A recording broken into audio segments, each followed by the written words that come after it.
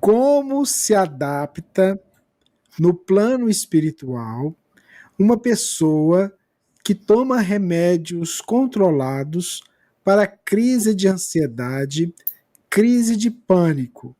E aí ela colocou entre parênteses: digo quando desencarnar. Entendeu? Tá, eu acho que eu entendi a pergunta, ainda travou um pouquinho, mas eu acho que eu entendi. Está travando muito.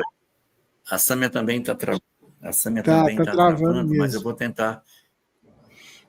Deixa eu ver se eu entendi. Ela quer saber como é que fica do outro lado da vida pessoas com síndrome do pânico e ansiedade. É isso que você está perguntando? Essas pessoas,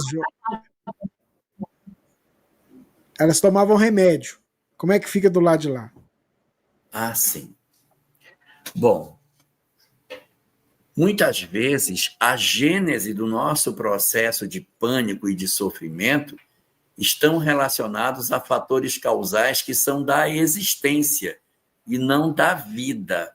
Não é do indivíduo. São fenômenos da situação em que ele vive. Por exemplo, você vive uma relação com uma pessoa tóxica, uma pessoa que te perturba noite e dia, que te cerca, que te sufoca, que te agride, que te ofende. Você vive num estado de profunda tensão o tempo todo. Essa tensão, ela é sua ou ela é em função da convivência, dos fenômenos da existência? Porque se for em função da existência, a tendência, quando houver o final da existência e se afrouxarem os laços que exigem uma convivência difícil com alguém que nos traz tanto dissabor, é que a intensidade dos episódios diminua. Então, a gente precisa saber qual é a gênese desse processo. Se o mecanismo da ansiedade, da síndrome do pânico, que justifica a medicação, se isso está no indivíduo, se é um processo que a própria criatura intrinsecamente possui, independente dos fatores exógenos que ela tenha, dos fatores sociais, de convivência, do que quer que seja, ou se são elementos internos dela, ou seja, desequilíbrio de determinadas substâncias no organismo. Nós já sabemos, né, a ciência já sabe que a falta de determinados componentes químicos alteram o humor da pessoa, tanto que a pessoa toma determinadas substâncias para o equilíbrio das funções do indivíduo em termos espirituais. Então, vai depender muito de onde estão os fatores, se são exógenos ou se eles são endógenos. O livro Memórias de um Suicida, o capítulo que trata sobre a ala feminina da colônia espiritual, onde fica no hospital as mulheres, mostra um grupo de algumas mulheres em estado de profunda perturbação em função dos conflitos que elas trouxeram da vida física. Então, elas estão completamente alienadas. E no livro é até dito que elas seriam os casos mais graves que se teria no mundo espiritual em termos de suicídio. Então, ali estariam algumas mulheres. Só que, do mesmo jeito que tem esse local que mostra que é o pior não, mas que é o que se apresenta como sendo o com os internos mais graves, também na ala feminina tem o internato das moças, que são meninas que também se suicidaram, mas elas se suicidaram numa situação completamente diferente. É chamado de internato das moças porque não me perguntaram o nome desta instituição, porque se tivesse me perguntado, eu teria dito, não põe assim, põe no lugar onde as meninas que, por amor, teriam se suicidado, ali se apresentam. Então, vai depender muito das causas, se os fatores estão no indivíduo ou não estão, está na situação. Cessando a causa, a tendência é que o indivíduo se torne bem melhor do lado de lá. Nos casos gravosos, a gente não vai ter a medicação para ofertar, não vai ter uma substância, uma droga, né, para administrar na pessoa em surto. Nós vamos ter o quê? Fluidoterapia. Porque, a bem da verdade, agora está tudo na mente. O perispírito é mental, ele não tem um corpo, não precisa de uma substância química.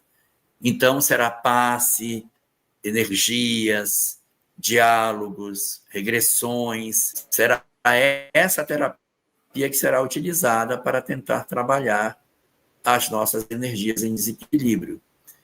Mas tudo depender do nível de perturbação que o indivíduo tenha e o fator ser endógeno ou exógeno, para que a gente saiba se isso permanece com a mesma intensidade ou não do lado de lá da vida. Dificilmente um de nós desencarna sem precisar de um atendimento.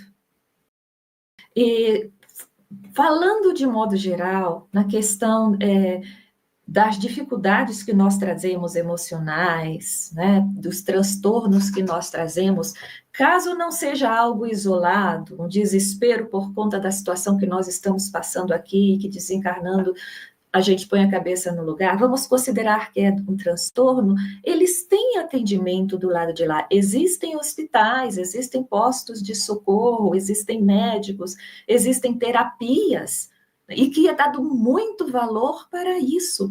Mas não existe o corpo físico, gente. Então, nós não podemos pensar em mundo espiritual do jeito que nós pensamos no mundo material. Aqui a gente fica contando, né, a quantidade de elementozinhos que está faltando no nosso corpo e completando.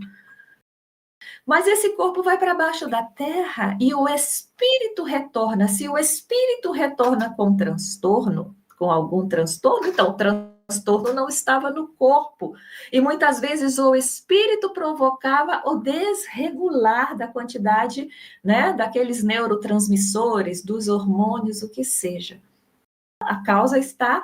Ele bombardeia o corpo físico com as suas dificuldades emocionais, com a sua consciência culpada, seus vícios morais, o que for, e o corpo, nosso corpo vai... Hoje a própria ciência reconhece, né, que o nosso estado de espírito, como se chama, somatiza no corpo. Então, você chegando no mundo espiritual, eles tratam em duas vertentes. Eles tratam o corpo espiritual, o perispírito, e tratam ele, o espírito, o ser vivente. Então, o perispírito, para uma pessoa que tem transtorno, que tem depressão, que tem crises de ansiedade, muitas outras, ele está energeticamente machucado. Ele está energeticamente machucado e vai ser tratado amorosamente. Mas o mais difícil é tratar a alma, é tratar a pessoa, né? Fazer com que ela consiga acessar a origem de tudo isso, com equilíbrio, consiga reconhecer os equívocos do passado, passar por o processo de auto-perdão, porque às vezes a pessoa não consegue acessar, ela bloqueia, porque quando ela lembra o que aconteceu em existências passadas, ela enlouquece, se desequilibra, e muitas vezes são precisos muitos anos e décadas para fazer com que aquele espírito melhore. E aí, o que é que eles pensam? Olha, vamos fazer ele retornar. Vamos fazer ele ser beneficiado pelo esquecimento, acalmar a mente. Ele vai expor para o corpo um desequilíbrio hormonal, vai ter alguns transtornos, mas vai estar muito melhor do que o estado que ele está no mundo espiritual, onde nós estamos tratando, fazendo ele acessar, mas ele está ainda com dificuldade. Então, ele vem, ele relaxa, ele trabalha aqui, beneficiado pelo esquecimento, com as suas dificuldades, retorna mais forte para o mundo espiritual e continua o processo de cura da alma, cura das suas emoções, cura dos seus valores. Tem um caso ali no livro do Camilo Castelo Branco, do Memórias dos Suicidas, em que existe uma pessoa internada, que um terapeuta, num dos hospitais, lá para o meio, depois do meio do livro, um terapeuta vai constantemente entra no quarto e faz ele acessar Antenor. o seu passado. Antenor, de como ele tratou a mãe, e ele diz, eu fui bom filho, eu fiz tudo, então vamos relembrar. Por quê? Porque ele esconde, ele traz todo o transtorno por causa do mal que ele fez, mas ele não reconhece. Então, a terapia ali, ele vai, acho que diariamente, senta numa cadeira e começa, meu irmão, vamos começar a relembrar o que aconteceu. Quando ele relembra, ele se desequilibra, mas precisa acessar para poder iniciar o processo de cura. Então, olha, eu garanto para vocês, o processo lá é muito mais profundo do que aqui. E está 38 anos na torre, esse rapaz.